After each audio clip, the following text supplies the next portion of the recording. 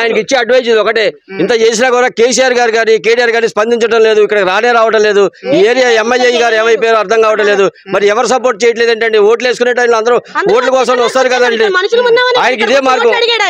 ఇక్కడ మీ మనుషులమనే కదా ఓట్లు అడిగింది, ఇక్కడికి ఓట్లు వేయించుకున్నారు కదా ఏరి వాళ్ళందరూ ఏమయ్యారు?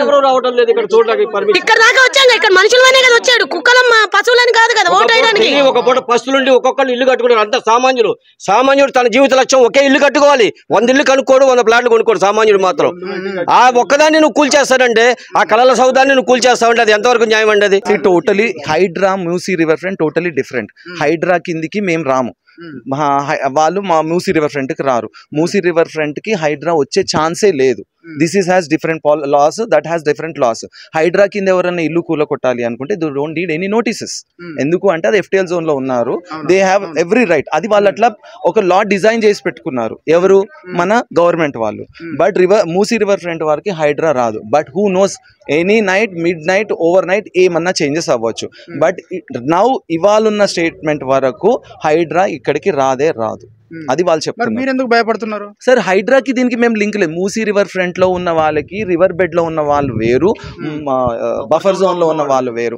వాళ్ళకు ఒకటి ప్యాకేజ్ క్రియేట్ చేసి పెట్టింది. It is public sir, news లోనే వస్తుంది. రివర్ బెడ్ లో ఉన్న వాళ్ళకి ఓన్లీ డర్టీ హౌస్ ఇస్తారంట. Who is gone to stay in the? ఆయన ఇల్లు చూడండి, పోయి ఉంటాడా? One question. బఫర్ జోన్ లో ఉన్న ఇవన్నీ మా ఇండ్లు, మాకు ఒక కంపెన్సేషన్. నువ్వు మా బఫర్ జోన్ లోకి నీకు రాలేదు కాబట్టి వరి అవ్వకు అంటే, అలా నీకు మైండ్ లో అది ఉన్నప్పుడు మాకు ఎందుకు ప్యాకేజ్ డిజైన్ చేసి పెట్టావు? This all only question I'm asking. ఇవన్నీ నువ్వు కూలగొట్టేసి you gonna make lakhs of acres. నువ్వు ఐటీఎల్ పార్క్ కట్టుకుంటావా? ఎవరి సంతోషం కోసం సార్ ఇది? మాకు హైడ్రా సంబంధం, ఇది ప్రెసెంట్ గా అయితే హైడ్రాతో మాకు సంబంధం లేదు. ఒకవేళ హైడ్రా వాళ్ళు వస్తే అది వాళ్ళు ఏం చేస్తున్నారో మాకు తెలియదు.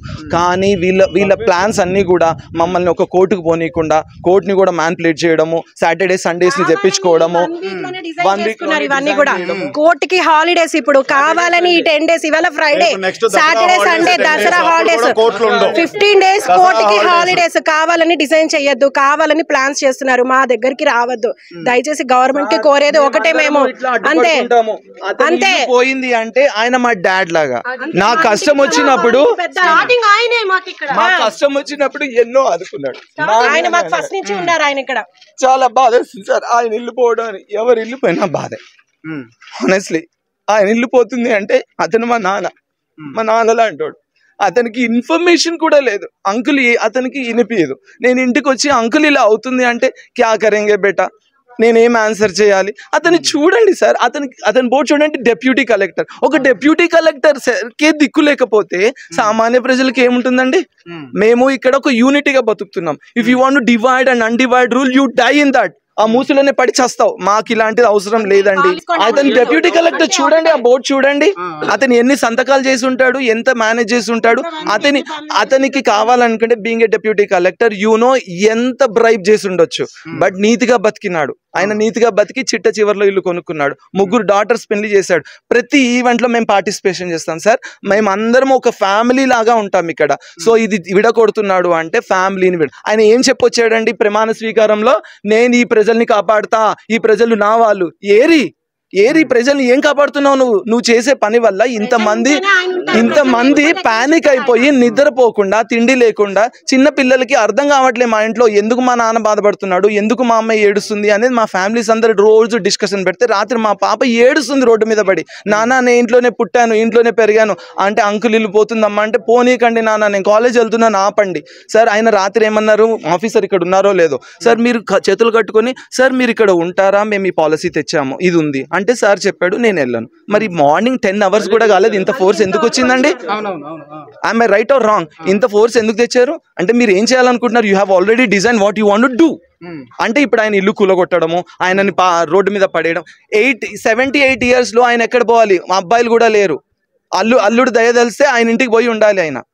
ఆయన ఊరికే రాలేదు సార్. ఆయన కష్టపడి పైకి వచ్చాడు. ఆయన పక్క ల్యాండ్ ఉంది, రిజిస్టర్డ్ ల్యాండ్ ఉంది, ఆయన రిజిస్ట్రేషన్.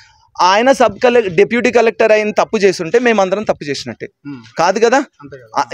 దీనికి సొల్యూషన్ మీ మీడియా వాళ్ళు ఏం మాట్లాడతారు? మా బాధలు మీరు ఒక రకంగా పెట్టండి సార్.